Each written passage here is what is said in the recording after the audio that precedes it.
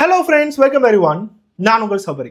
கரெக்டா மே 20ஆம் தேதி 2025 வருடம் திருப்பத்தூர் ராஜபாளையத்துல இருக்கிற ஒரு போலீஸ் ஸ்டேஷனுக்கு நைட்டு 11 மணிக்கு ஒரு குடும்பமே வந்து அழுதுகிட்டு இருக்காங்க. கணவன், மனைவி, அவங்களோட 2 குழந்தைங்க, ஒரு 3வது 4வது படிக்கிற குழந்தைங்க, ஒரு வயசான அம்மா. இவங்க எல்லாருமே அந்த போலீஸ் ஸ்டேஷனுக்கு வேகமா வந்து ஒரு கம்ப்ளைண்ட்டை தராங்க. எல்லாத்துக்கும் பார்க்கும்போது ஒரு பெரிய அதிர்ச்சி. ஒரு குடும்பமே அழுதுகிட்டு வராங்க அப்படின்னா வீட்டுல என்ன நடந்துச்சு, ஏதாச்சும் கொலைகிதான் நடந்துச்சா அப்படிங்கறத கேட்கும் போதுதான் 5 பேர் வீடு புகுந்து திருடிட்டாங்க அப்படிங்கறத சொல்றாங்க. போலீஸால ஆரம்பத்துல இந்த விஷயங்களை நம்பவே முடியல. 5 பேர் சேர்ந்து வந்து கொள்ளடிக்கிறதுக்கு இவங்க என்ன பெரிய பங்களாலியா வாழ்ந்துட்டு இருக்காங்க? பாக்குறதுக்கு நார்மலான மக்களா தான் இருக்காங்க. அந்த கணவர்கிட்ட நீ என்னப்பா வேலை பாக்குறேன்னு கேட்டதுக்கு நான் ஒரு டிரைவரா இருக்கேன் அப்படிங்கறத சொல்றாரு. டிரைவர் வேலை பாக்குறீங்க, உங்களோட வீடு சொந்த வீடான்னு கேட்டா அது ஒரு வாடகை வீடு. சரி, வாடகை வீட்டுல இருக்கீங்க, எவ்வளவு பெருசா காசு வச்சிருக்க போறீங்க, எவ்வளவு நகை வச்சிருக்க போறீங்க? 5 பேர் வந்து எவ்வளவு கொள்ளடிச்சாங்கன்னு கேட்கும் போது 18 பவுன் நகையை கொள்ளடிச்சிருக்காங்க. 1 லட்ச ரூபாய் பணத்தையும் தூக்கிட்டு போயிருக்காங்க. 18 பவுன் நகை, 1 லட்ச ரூபாய் பணம், இதை கொள்ளடிக்கிறதுக்கு 5 பேர் வந்தாங்களா? போலீஸால இதை நம்பவே முடியல. அவங்க கொள்ளடிக்கிறதுக்கு தான் வந்தாங்களா இல்ல வேற எதுக்காச்சும் வந்தாங்களா? எப்ப வந்தாங்க அப்படின்னா நைட்டு 9 மணிக்கு. 9 மணிக்கு எல்லாரும் முழிச்சிட்டு தான் இருப்பீங்கிறது நல்லாவே தெரியும். அதுக்கப்புறம் எதுக்கு கொள்ளடிக்க வந்தாங்க? எப்பயுமே கொள்ளடிக்கிறதுனா மிட் நைட் 1 மணி 2 மணி பக்கம் தானே வருவாங்க. எல்லாம் தூங்கிட்டு இருக்கும் போது சீக்கிரட்டா வந்து கொள்ளடிச்சுட்டு அவங்க பாட்டுக்கு போயிருவாங்க. அப்படின்னா இவங்க கொள்ளடிக்க வரல. இப்ப போலீஸோட அடுத்த கேள்வி என்னன்னா, ஆக்சுவலா அங்க என்ன நடந்துச்சு? 5 பேர் வீட்டுக்குள்ளார வந்து என்ன செஞ்சாங்கிறத கிளியரா சொல்றாங்க. நைட்டு 9 மணி பக்கம் அந்த குடும்பத்துல எல்லாருமே உட்காந்து சாப்பிட்டுட்டு இருக்காங்க. கணவன், மனைவி, 2 குழந்தைங்க, கணவனோட அம்மா அதாவது மாமியார், இவங்க தான் அந்த குடும்பத்துல எல்லாரும் சாப்பிட்டுட்டு இருக்காங்க. திடீர்னு 9 மணிக்கு யாரோ நல்லா கதவை தட்டிக்கிட்டே இருந்தாங்க. யார் இவ்வளவு வேகமா கதவை தட்டுறாங்கன்னு சொல்லிட்டு அந்த மனைவி தான் போய் கதவை திறந்திருக்காங்க.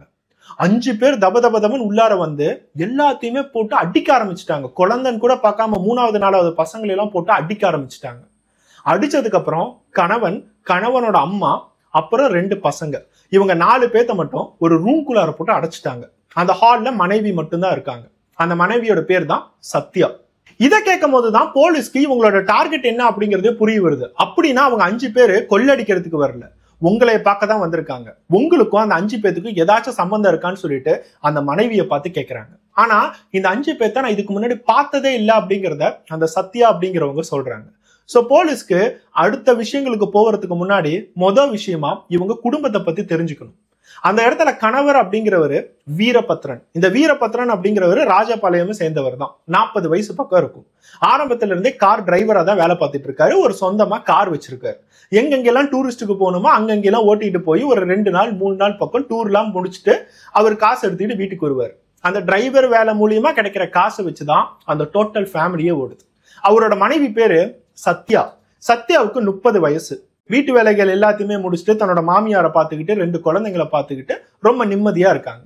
இவங்க 2 பேருக்கும் கல்யாணமாகி பல வருடங்கள் ஆகுது. இவங்களுக்கு 2 குழந்தைங்க, 3வது 4வது படிக்கிற பசங்க மாதிரி 2 பேர் இருக்காங்க.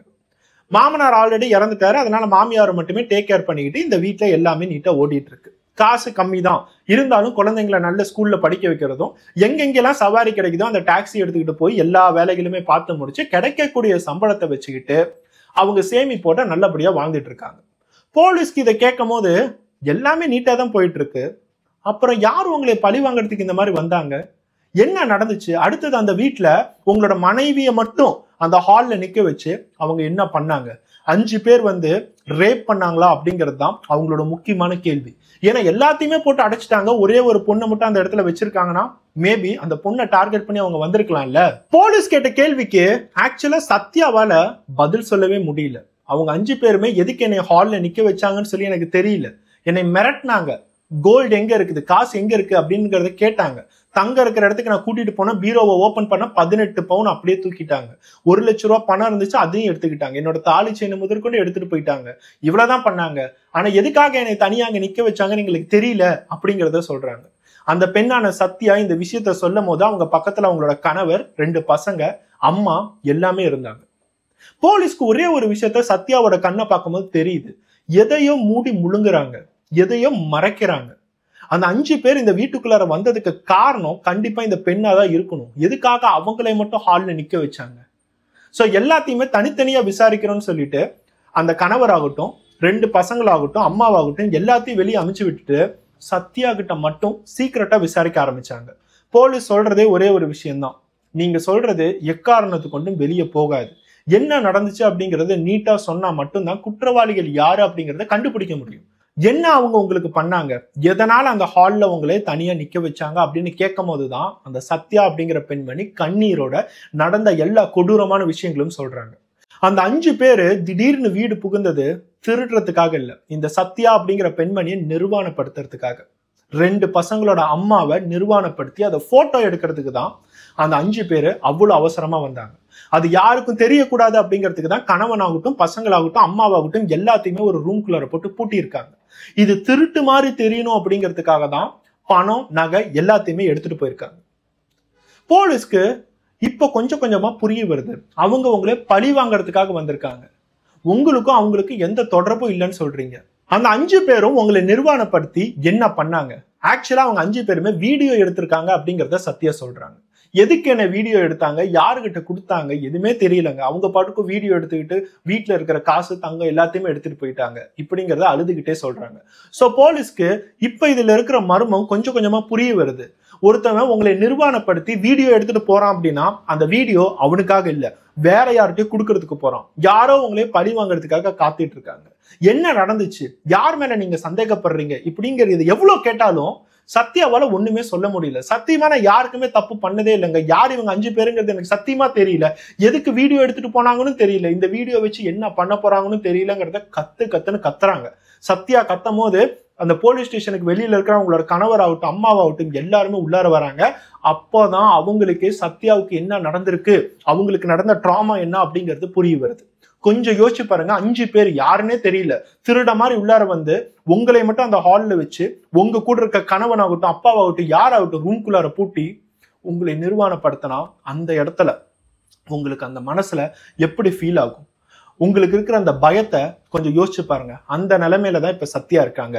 இதை எல்லாத்தையும் கேட்ட போலீஸ்க்கு இப்ப ஒரே ஒரு டார்கெட் மட்டும்தான், அந்த 5 பேர் யாரு, அந்த 5 பேருக்கு காசு கொடுத்து இந்த விஷயத்த பண்ண சொன்னது யாரு, 18 பவுன் நகை, 1 லட்சம் ரூபாய் பணம், போதாததுக்கு இந்த பெண்ணோட வீடியோ, இது எல்லாத்தையுமே அவங்க கண்டுபிடிச்சே ஆகணும். அதுக்கு அடுத்ததா சைபர் டீம் உள்ளார வராங்க, ஒரு ஸ்பெஷல் டீமா ஃபார்ம் பண்ணி அங்க இருக்கிற சிசிடிவி கேமராஸ், அந்த தெருவுல அந்த ஏரியால கடைகள்ல ஏதாச்சும் சிசிடிவி கேமரா இருந்தா எல்லாத்தையுமே செக் பண்றாங்க. அந்த சிசிடிவி கேமராவை செக் பண்ணும் போதுதான் வந்த கார் எப்ப வந்துச்சு, எங்க நின்னுச்சு, எத்தனை பேர் அதுல இருந்து இறங்கினாங்க, இது எல்லாமே பதிவாயிருக்கு. வரவங்க குடி போதையில இருந்தாங்க அப்படிங்கறத வேற அந்த பெண்மணி சொல்றாங்க. அப்படின்னா இவங்க எல்லாமே குடி போதையில தான் செஞ்சிருக்காங்க. சிசிடிவி கேமரா இருக்கா, அடுத்தது என்ன நடக்குது இப்படி எல்லாம் எதுவுமே அவங்களுக்கு தெரியல. கோவத்துல என்னென்னலாம் செய்யணுமோ போதையில செஞ்சு முடிச்சிருக்காங்க. சிசிடிவி இமேஜஸ் வச்சு ஃபர்ஸ்ட் அந்த காரோட நம்பர் பிளேட்டை கண்டுபிடிச்சிருக்காங்க. அந்த காரோட நம்பர் பிளேட் வச்சு ஓனர் யாரு அப்படின்னு பார்க்கும்போதுதான் காட்பாடியில ஒரு ஓனர் அப்படிங்கிறது தெரிய வருது. சோ இந்த காட்பாடி அப்படிங்கிற பேரை கேட்கும் போதே சத்யாவாகட்டும் சத்யாவோட கணவரான வீரபத்ரன் ஆகட்டும் அவங்களோட முகத்துல சில சேஞ்சஸ் அவங்க கவனிக்க ஆரம்பிச்சாங்க. இதுக்கு முன்னாடி காட்பாடி போயிருக்கீங்களா அப்படின்னு கேட்கும் போது இல்லைங்க நாங்க இதுக்கு முன்னாடி காட்பாடி போனதே இல்லை அப்படிங்கிறத சொல்லியிருக்காங்க. சோ அடுத்ததா இப்ப அந்த காட்பாடியில இருக்கிற ஓனரை பார்க்க ஆரம்பிக்கிறாங்க. அந்த காட்பாடியோட ஓனரை கான்டாக்ட் பண்ணும் போது அந்த கார் என்னோடதுதான் சார், ஆனா நான் வாடகைக்கு விட்டுருக்கேன் அப்படிங்கறத அவர் சொல்றாரு. அந்த கார் யாருக்கு வாடகைக்கு விட்டுருக்கீங்க, அவங்களோட ஆதார் டீடைல்ஸ்ல என்ன அப்படின்னு பார்க்கும்போதுதான் அவனோட பேரு சுரேஷ். இந்த சுரேஷ்க்கு ஒரு 35 வயசு பக்கம் ஆகுது. காட்பாடியில அந்த சுரேஷும் ஒரு டிரைவர் வேலை தான் பாக்குறான் அப்படிங்கிறது போலீஸ்க்கு தெரிய வருது. இப்ப போலீஸ் கொஞ்சம் கொஞ்சமா மேட்ச் பண்ண ஆரம்பிக்கிறாங்க. இந்த சத்யாவோட கணவரான வீரபத்ரன் அவரும் ஒரு கார் டிரைவர் தான். இந்த இடத்துல எந்த காரை ஒருத்தன் வாடகைக்கு வாங்கினானோ அந்த சுரேஷ் அப்படிங்கிறவனும் ஒரு கார் டிரைவர் தான். இந்த சுரேஷ் அப்படிங்கிறவன் ஒரு காரை வாடகைக்கு எடுத்திருக்கான். காட்பாடியில இருந்து ஸ்ட்ரெயிட்டா இந்த ராஜபாளையத்துக்கு வந்திருக்கான். 5 பேர் அவனோட கூட்டிட்டு வந்திருக்கான். எல்லாருமே சேர்ந்து இந்த வீட்டுக்கு வெளியே அந்த காரை நிறுத்திருக்காங்க. நைட்டு 9 மணிக்கு சுரேஷ் மட்டும் காருக்குள்ளார இருக்கிற அந்த சிசிடிவி காட்சிகள் இருக்கு. 5 பேரை மட்டும் இந்த வீட்டுக்குள்ளார போய் நுழைஞ்சு என்னென்ன பண்ணணுமோ இன்ஸ்ட்ரக்ஷன் கொடுத்திருக்கான். அந்த 5 பேர் தான் வீட்டுக்குள்ளார நுழைஞ்சு மொதல் டார்கெட் அவங்களுக்கு என்னன்னா அந்த பெண்ணை நிர்வாணப்படுத்தி வீடியோ எடுக்கணுங்கிறது தான் டார்கெட். அதுக்கு அடுத்ததா வந்துட்டோம், காசு நகை எல்லாத்தையுமே எடுத்துட்டு போலாமேன்னு சொல்லிட்டு இதை திருட்டு மாதிரி அவங்க பண்ணியிருக்காங்க. சுரேஷோட டார்கெட் தான் இந்த இடத்துல அந்த வீடியோ எடுக்கிறதுங்கிறது போலீஸ்க்கு தெரிய வந்திருக்கு. இந்த கேஸ்ல அடுத்ததா சைபர் டிபார்ட்மெண்ட் உள்ளார வராங்க. சுரேஷோட ஆதார் கார்டு டீடைல்ஸ் முதற்கொண்டு எல்லாம் கிடைச்சதுக்கு அப்புறம் அவரோட போட்டோ என்ன, அவரோட மொபைல் நம்பர் என்ன, இப்போ அவரோட கரண்ட் லொகேஷன் என்ன, இது எல்லாமே போலீஸ்கோட கையில நீட்டாவே இருக்கு. அந்த சுரேஷோட போட்டோவை காட்டும் போது இவர் உங்களுக்கு கண்டிப்பா தெரியுமா தெரியாதாங்கிறத வீரபத்ரன்ட்டையும் சரி சத்யா கிட்டையும் சரி கிளியரா கேட்டிருக்காங்க. அவங்க ரெண்டு பேரும் முழிச்சுக்கிட்டு தான் இருக்காங்க தவிர அவங்களால சொல்ல முடியல. போலீஸ் திருப்பி கேட்டதெல்லாம் ஒரே ஒரு விஷயம்தான், உங்களே வீடியோ எடுத்திருக்காங்க, நிர்வாணப்படுத்தி வீடியோ எடுத்திருக்காங்க, அந்த வீடியோ இப்ப சுரேஷ் கிட்ட தான் இருக்கு, எப்ப வேணாலும் ஆன்லைனுக்கு போகும், உங்களோட சொந்தக்காரனோ உங்களோட பக்கத்து வீட்டுக்காரனோ யார் வேணாலும் பார்க்கலாம்னு சொல்லும் போதுதான் இவங்க ரெண்டு பேருமே சேர்ந்து இதுக்கு முன்னாடி பல மாதங்களுக்கு முன்னாடி சுரேஷ்க்கும் இவங்களுக்கும் இருந்த தொடர்பு என்ன, சுரேஷ்க்கும் இவங்களுக்கும் நடந்த சண்டை என்ன, இந்த மாதிரி எல்லா விஷயங்களையுமே வெளிப்படையா பேசியிருக்காங்க. அப்போதான் போலீஸ்க்கு இந்த இடத்துல முக்கிய குற்றவாளியே சத்யா தான் அப்படிங்கிறது தெரிய வருது. சத்யா செஞ்ச ஒரு துரோகம், சத்யா செஞ்ச ஒரு ஏமாற்றம், அதுக்காக கிடைச்ச தண்டனையா தான் சத்யாவுக்கு இது கிடைச்சிருக்குங்கிறது போலீஸ்க்கு புரிய வருது. இவங்களோட வாழ்க்கையை பத்தி கிளியரா வீரபத்ரன் தான் ஒவ்வொன்னா போலீஸ் கிட்ட சொல்ல ஆரம்பிக்கிறாரு. ஏன்னா சத்யா அவங்க சொல்லக்கூடிய நிலைமையிலே இல்லை. ஏன்னா அவங்கள பத்தி கேவலமா அவங்களே சொல்ல முடியாது இல்ல. வீரபத்ரன் இவங்களோட வாழ்க்கையில என்ன நடந்துச்சோ ஒவ்வொன்னா சொல்லிட்டு வர்றாரு. ஆரம்பத்துல இருந்தே இவங்க கல்யாணம் பண்ணதாகட்டும் வாழ்ந்ததாகட்டும் எல்லாமே ராஜபாளையம் தான். ராஜபாளையத்துல நான் பாருக்கும் கார் ஓட்டிட்டு இருந்தேன், கிடைக்கக்கூடிய சம்பளத்தை வச்சு நாங்க பாட்டுக்கும் ஃபேமிலி ஓட்டிட்டு இருந்தோம். ஆனா எங்களோட குழந்தைங்க கொஞ்சம் கொஞ்சமா வளர ஆரம்பிக்கிறாங்க. அவங்களை வளர்த்துறதுக்கு எங்களுக்கு காசு தேவை.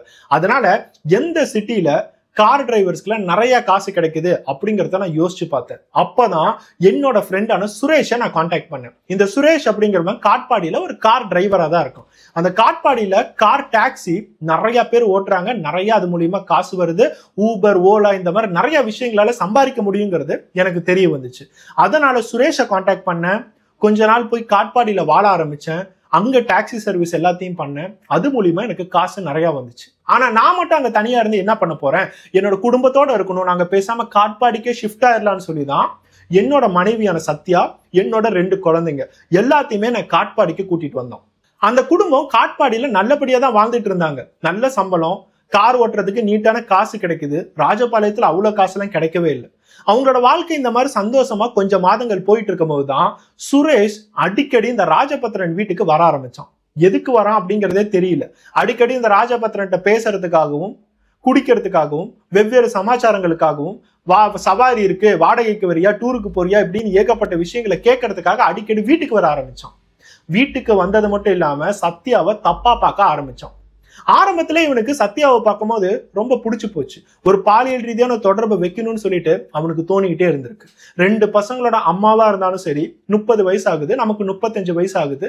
அதனால அவளுக்கும் என்னை பிடிக்கும்னு சொல்லிட்டு அவன் யோசிக்க ஆரம்பிச்சிட்டான். அதனாலதான் அடிக்கடி வீரபத்ரனை பார்க்க வர மாதிரி சத்யா கிட்ட பேச ஆரம்பிச்சான். சத்யாவுக்கு இது உண்மையானுமே புரிஞ்சிருக்கு. எதுக்காக அடிக்கடி வீட்டுக்கு வரான், நம்மளே பாக்குறதுக்கு தான் வரான் அப்படிங்கிறது சத்யாவுக்கும் புரிய ஆரம்பிச்சிருக்கு. அது மட்டும் இல்லாம அவளுக்கும் சுரேஷ் மேல கொஞ்சம் கொஞ்சமா இன்ட்ரெஸ்ட் வர ஆரம்பிச்சிருக்குது. ஏன்னா என்னோட கணவர் கூட வாழ்றது ரொம்ப போரிங்கான லைஃபா தான் இருக்கும். என்னோட கணவர் அடிக்கடி கார் எடுத்துட்டு அவர் படுக்கும் போயிடுறாரு, நான் வீட்டுல தனியா என்னோட குழந்தைங்களை பார்த்துட்டு இருக்கணும்னு சொல்லிட்டு அவங்களும் இந்த மாதிரி ஒரு ரிலேஷன்ஷிப்காக இயங்கிட்டு இருந்தாங்க. சுரேஷ் வந்ததுக்கு அப்புறம் அவங்களும் கம்பெனி கொடுக்க ஆரம்பிச்சாங்க, அடிக்கடி பேச ஆரம்பிச்சாங்க, அடிக்கடி வீட்டுக்கு கூப்பிட ஆரம்பிச்சாங்க. 2 பேரும் மொபைல் நம்பர் எக்ஸ்சேஞ்ச் பண்ணாங்க. இதெல்லாம் தாண்டி தப்பான தொடர்பும் வைக்க ஆரம்பிச்சாங்க. எப்பப்பெல்லாம் வீரபத்ரன் கார் எடுத்துக்கிட்டு வீட்டை விட்டு வெளியே போறாரோ அப்பெல்லாம் இந்த சுரேஷ் அப்படிங்கிறவன் வீட்டுக்கு வர ஆரம்பிச்சான். சத்யாவும் சுரேஷும் அவங்களோட சொந்த பெட்ரூம்லயே பாலியல் உறவு வைக்க ஆரம்பிச்சாங்க. அந்த 2 பசங்களுக்கு இது ஆரம்பத்துல புரிஞ்சுக்கிறதுக்கான வயசு இல்லை. எதுக்காக இந்த மாமா அடிக்கடி வீட்டுக்கு வராரு அப்படிங்கிறத கேட்டவங்க அதுக்கு அடுத்தது என்ன பண்ண போறாரு அப்படிங்கிறது பாவம் அவங்களுக்கு தெரியாது. இந்த 2 பசங்களும் ஒரு ரூம்ல தூங்க வச்சுட்டு அவங்க 2 பேரும் வெவ்வேறு ரூம்ல சந்தோஷமா இருக்க ஆரம்பிச்சிருக்காங்க. இந்த மாதிரி எல்லா பிரச்சனைகளும் நடக்கும் போது இதுல யாருக்கு முக்கியமான பாதிப்பு இருக்கோ அவங்களுக்கு கண்டிப்பா ஒரு நாள் தெரிய வரணும்ல. அதுதான் வீரபத்ரனுக்கு கொஞ்சம் மாதங்கள் கழிச்சு இவங்க 2 பேத்துக்குள்ள இருக்க தொடர்பு தெரிய வந்துச்சு. வீரபத்ரனுக்கு அவ்வளவு ஒரு கோபம், என்னோட நண்பனா இருந்து இந்த சுரேஷ் என்னை ஏமாத்திட்டான், அதெல்லாம் தாண்டி என் கூட 2 குழந்தைய பெத்தவளே என்னை ஏமாத்திட்டு இவன் கூட ரிலேஷன்ஷிப் வச்சிருக்காளேன்னு சொல்லிட்டு அவரால் தாங்க முடியல. அதே நேரத்துல இந்த குடும்பத்தை அவரால் கலைக்கவும் முடியல. இந்த இடத்துல நான் சத்யாவை விட்டு போயிட்டேன் அப்படின்னா என்னோட 2 குழந்தைங்களை யார் பாத்துக்குவா? நான் போயிட்டேன் அப்படின்னா அவ பாட்டுக்கு சுரேஷ் கூட கிளம்பிடுவா. இந்த 2 குழந்தைங்க அனாதையாயிரும். அப்பா அம்மா இல்லாத ஆதரவுல இவங்க வளரவே கூடாதுன்னு சொல்லிட்டு அவர் முடிவெடுத்தார். அவர் சத்யா கிட்ட சொன்னதெல்லாம் ஒரே ஒரு விஷயம்தான், தயவு செய்து குடும்பத்தை பிரிச்சிடாத, நான் உன்னை மன்னிச்சிட்டேன், தயவு செய்து என் கூட வாழு, நம்ம 2 பசங்களுக்காகவாவது வாழு அப்படிங்கிறத அவர் சொல்லியிருக்காரு. ஆனா சத்யா கேட்கற மாதிரி இல்லை. இது வரைக்கும் உங்களுக்கு தெரியாதுன்னு நினைச்சிட்டு இருந்தேன், இப்பதான் உங்களுக்கு தெரிஞ்சிருச்சு இல்ல, அதனால நான் இனிமேட்டு சுரேஷ் கூடவே போய் வாழ்றேன்னு சொல்லிட்டு ஒரு நாள் அவங்க வீட்டை விட்டு சுரேஷோட வீட்டுக்கே போயிட்டாங்க. இதுக்கப்புறம் அந்த இடத்துல வீரபத்ரனுக்கு என்ன பண்றதுன்னு தெரியல. இனிமேட்டு நான் காட்பாடியில இருந்து என்னோட மனைவி வேற ஒருத்தன் கூட இருக்கிறத நான் பார்த்துக்கிட்டு இருக்கணுமா? இனிமேட்டு என்னோட சொந்த ஊருக்கே போயிடுறேன். இனிமேட்டு எனக்கு எதுக்காக இவ்வளவு காசு? என்னோட குழந்தைங்களை படிக்க வைக்கிறதுக்கு ராஜபாளையத்திலேயே நிறைய காசு கிடைச்சிச்சேன்னு சொல்லிட்டு அவரை கார் எடுத்துக்கிட்டு அவங்களோட 2 குழந்தைங்களை கூட்டிட்டு ராஜபாளையத்துக்கு போய் அவரோட அம்மாவோட வாழ ஆரம்பிச்சாரு.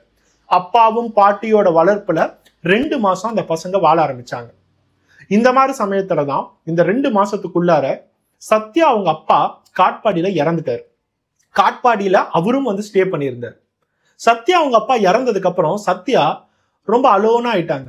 சுரேஷ் நம்மளை சப்போர்ட் பண்ணுவான், சுரேஷ் நம்ம கிட்ட நல்லபடியா பழகுவான், இனிமேட்டு நம்மளோட வாழ்க்கையெல்லாம் சுரேஷ் தான் அப்படின்னு நினைக்க ஆரம்பிச்சவங்க சுரேஷ் கொஞ்சம் கொஞ்சமா விலகிறத பார்க்க ஆரம்பிச்சாங்க. நம்மளை யூஸ் பண்ணிட்டு கொஞ்சம் கொஞ்சமா வேற இடத்துக்கு போறான் அப்படிங்கறத யோசிக்க ஆரம்பிச்சாங்க. எப்படி அவன் நம்மளை டைம் பாஸ் பண்ணான் அப்படிங்கறத புரிஞ்சிக்க ஆரம்பிச்சாங்க.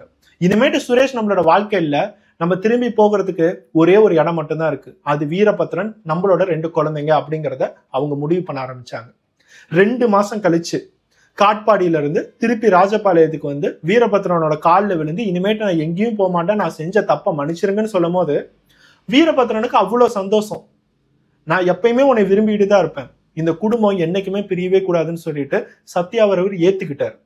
இது எதுவுமே வீரபத்ரன் அவங்க அம்மாவுக்கு தெரியாது. சத்யா அவங்க அப்பா கூட வாழ்ந்துட்டு இருந்திருக்காங்க காட்பாடியில, இவங்க 2 பேத்துக்குள்ள ஏதோ சண்டை இப்படிங்கிறது மட்டும்தான் தெரியும் தவிர சத்யா வேற ஒருத்தன் கூட போய் வாழ்ந்துட்டு இருந்தாங்கிறது பாவம் அந்த அம்மாவுக்கு கூட தெரியாது. அதுக்கப்புறம் இவங்களோட ஃபேமிலியில எல்லாமே நீட்டா தான் வாழ்ந்துட்டு இருந்தாங்க. கிடைக்கக்கூடிய காசை வச்சு நாங்க எல்லாமே நல்லா தான் சார் ஓட்டிட்டு இருந்தோம், எங்களுக்கு எந்த பிரச்சனையுமே இல்லை சார், இந்த பிரச்சனையே எங்களுக்கு முடிஞ்சிடுச்சு, இனிமேட்டு சுரேஷ் எங்களோட வாழ்க்கையிலே வரமாட்டான்னு நாங்க நினைச்சோம் சார் அப்படிங்கிறத இந்த வீரபத்ரன் போலீஸ் கிட்ட சொல்றாரு. வீரபத்ரனை செஞ்ச என்கொயரி மூலமா இவங்களோட லைஃப்ல என்னென்னலாம் நடந்துச்சுங்கிறத போலீஸ் கிளியரா தெரிஞ்சுக்கிட்டாங்க. சோ இப்போ சத்யா யாரு, என்ன பண்ணிருக்காங்க, அவங்க எப்பேற்பட்ட கேரக்டர், இந்த மாதிரி எல்லா விஷயங்களும் போலீஸ்க்கு நீட்டா தெரிய வருது. சோ இப்போ இதுக்கான மோட்டிவ் என்னவா இருக்கும் அப்படிங்கறத போலீஸ்க்கு ஒண்ணுமே புரியவே மாட்டேங்குது. சத்யா அவங்க கூட போனாங்க, இருந்தாங்க, அதுக்கப்புறம் அவனுக்கு இன்ட்ரெஸ்ட் இல்லைன்னு சொல்லிட்டு திருப்பி வீரபத்ரன்ட்ட வந்துட்டாங்க. இனிமேட்டு அந்த சுரேஷ் எதுக்காக திருப்பி வந்தான்? எதுக்காக திருப்பி உங்களை நிர்வாணப்படுத்தி போட்டோ எடுக்கணுங்கிற தேவை அவனுக்கு என்ன? அவங்ககிட்ட ஏதாச்சும் சண்டையா அப்படிங்கிறத கேட்க ஆரம்பிச்சாங்க. அப்பவும் சத்யா எதையுமே சொல்லல. சத்யா எப்ப அவங்களோட விஷயத்த பத்தி போலீஸ் எல்லாத்துக்கும் தெரிஞ்சிச்சோ அப்ப பேசுறதை நிறுத்தினவங்க கடைசி வரைக்கும் எதையுமே பேசல. சோ போலீஸ்க்கு ஒரு விஷயம் நல்லா தெரிஞ்சிருச்சு, நம்ம சத்யாகிட்ட இருந்து எதையும் இனிமேட்டு வாங்க போறது இல்ல, ஆனா எதனால இந்த விஷயங்கள்லாம் நடந்திருக்குங்கிறத நம்ம கண்டுபிடிச்சிட்டோம். இப்போ சுரேஷ் எங்க இருக்கான், காட்பாடியில எங்க போனா அவனை பிடிக்க முடியும்? சுரேஷை பிடிச்சா மிச்சம் இருக்கிற 5 பேர்த்தையும் கண்டிப்பா பிடிச்சிடலாம். ஏன்னா அவனோட ஃப்ரெண்ட்ஸா தான் மிச்சம் 5 பேர் இருப்பாங்க. உடனே ஒரு செப்பரேட் டீம் காட்பாடிக்கு போயிருக்காங்க. அவனோட வீட்லயே போய் அவனை கையும் காலமா அரெஸ்ட் பண்ணியிருக்காங்க. அவனோட மொபைல் எடுத்து பார்க்கும் போது சத்யாவோட நிர்வாணமான வீடியோ அப்படியே அந்த மொபைல்ல இருக்கு. அந்த மொபைல்ல மத்த 5 பேர்த்தோட முகங்கள் முதற்கொண்டு நீட்டாவே இருக்கு. சத்யாவை அடிச்சு துன்புறுத்தி இருக்காங்க.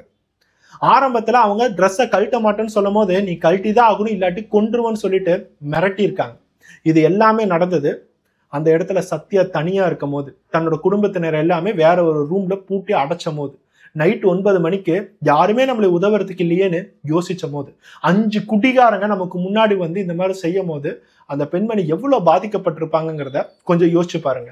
நிறைய பேத்துக்கு மனசுல தோணும், இவ செஞ்சது தப்பு தானே, ஆரம்பத்துல இவ பாட்டுக்கும் போய் டைம் பாஸ் பண்ணிட்டு திருப்பி வந்துட்டாலே இவளுக்குலாம் இந்த மாதிரிதான் தண்டனை தரணும்னு சொல்லிட்டு கண்டிப்பா உங்களோட மனசுல தோணும். ஆனா இந்த வீடியோ பாக்குற உங்களுக்கு ஒரே ஒரு விஷயத்த மட்டும் என்னைக்குமே சொல்றேன், ஒரு ஆணா இருந்தாலும் சரி பெண்ணா இருந்தாலும் சரி, அவங்க எப்பேற்பட்ட தப்பு செஞ்சிருந்தாலும் சரி, தயவு செய்து அவங்களுக்கு கிடைக்கக்கூடிய தண்டனை சட்ட ரீதியா கிடைக்கணுங்கிறத என்னைக்குமே மனசுல வச்சுக்கோங்க.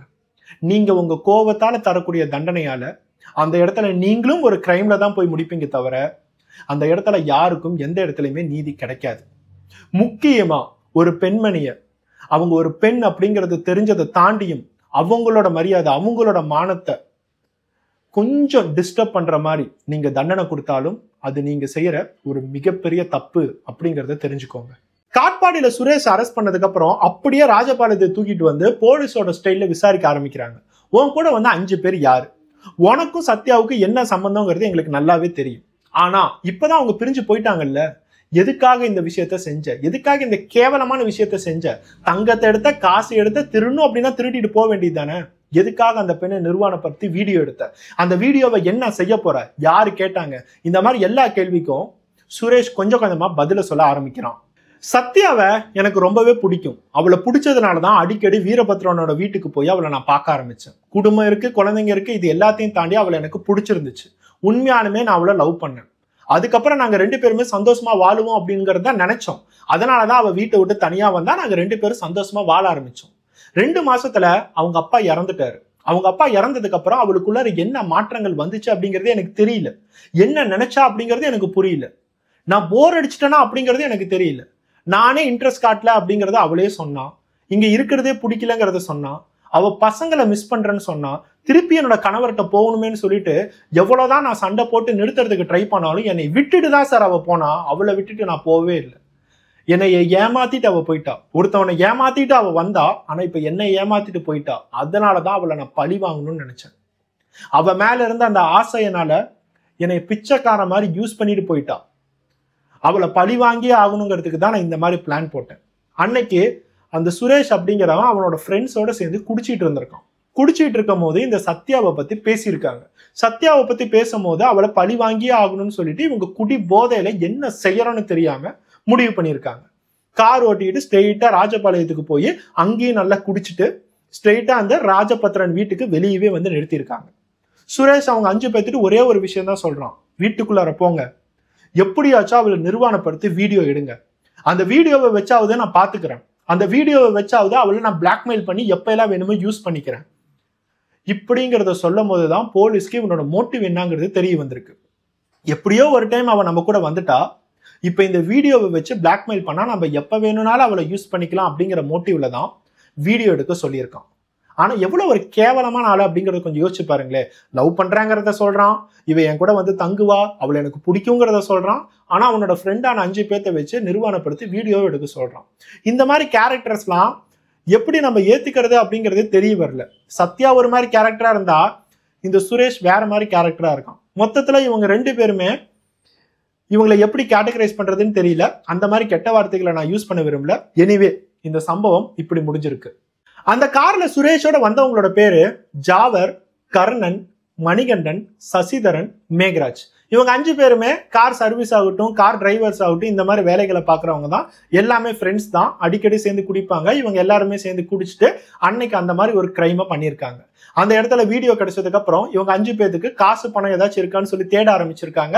18 பவுன் நகையும் கிடைச்சிருக்கு, 1 லேக் காசும் கிடைச்சிருக்கு. அதை எடுத்துட்டு போய் ராஜபாளையத்துக்கு அவுட்டர்ல இருக்கிற ஒரு நகை கடையில அடகு வச்சு இல்லீகலா காசு வாங்கியிருக்காங்க. போலீஸ் அந்த நகை கடையில போய் இப்ப அந்த கோல்டையும் பறிமுதல் பண்ணிட்டாங்க. 1 லட்ச ரூபாய் காசை ஆல்ரெடி நாங்க செலவு பண்ணிட்டோம் அப்படிங்கறத சொல்லியிருக்காங்க. எங்கெங்கெல்லாம் செலவு பண்ணாங்க, குடிக்கு செலவு பண்ணாங்களா, என்ன பண்ணாங்க அப்படிங்கிறது எல்லாமே தெரிய வந்துருச்சு. இந்த சம்பவம் நடந்து அடுத்த 2 நாள்லயே இந்த எல்லா விஷயங்களையுமே அவங்க கண்டுபிடிச்சிட்டாங்க. முக்கியமா இந்த இடத்துல சத்யாவோட வீடியோ எக்காரணத்து கொண்டும் எங்கேயும் வெளியே போகாம பாத்துக்கிட்டாங்க. அது போலீஸ் செஞ்ச ஒரு மிகப்பெரிய நல்ல காரியம். இந்த வீடியோ பார்த்துட்டு இருக்க எல்லாத்துக்குமே நம்ம எப்பயுமே ஒரே ஒரு விஷயத்த சொல்லிக்கிட்டே இருப்போம். எந்தெந்த இடத்துல ஒரு தப்பான ரிலேஷன்ஷிப் ஸ்டார்ட் ஆகுதோ அது எல்லாமே போய் கிடைச்ச ஒரு கிரைம்ல தான் முடியுதுன்னு சொல்லிட்டு, இதுவும் ஒரு மிதமான கொடூரமான கிரைம் தான். ஒருத்தவங்களை சாகடிக்கிறது மட்டும் கிரைம் இல்ல, இந்த மாதிரி பாதிக்கப்பட வைக்கிறதும் ஒரு பெரிய கிரைம் தான். அதுவும் ஒரு பெண்ணுக்கு இதை செய்யும் போது அது ஒரு பெரிய கிரைமா தான் கருதப்படும்.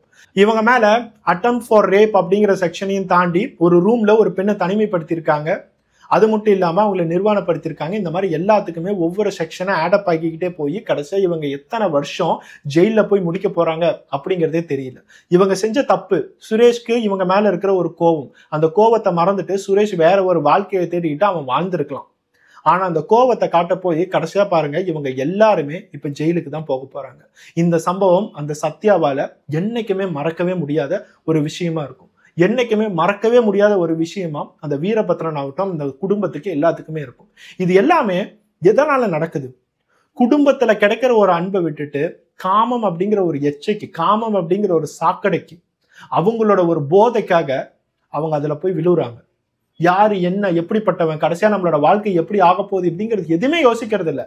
ஆசைக்காக அப்படியே போயிட வேண்டியது. கடைசியா எதனால அந்த குடும்பம் உடையுது அப்படிங்கிறத இந்த சம்பவத்து மூலியமா நான் உங்ககிட்ட சொல்லிக்கிறேன். இந்த வீடியோ பார்க்குறவங்க ஒவ்வொருத்தவங்களுக்கும் இது ஒரு சோஷியல் அவேர்னஸா இருக்கும் அப்படிங்கிறத நான் நம்புறேன்.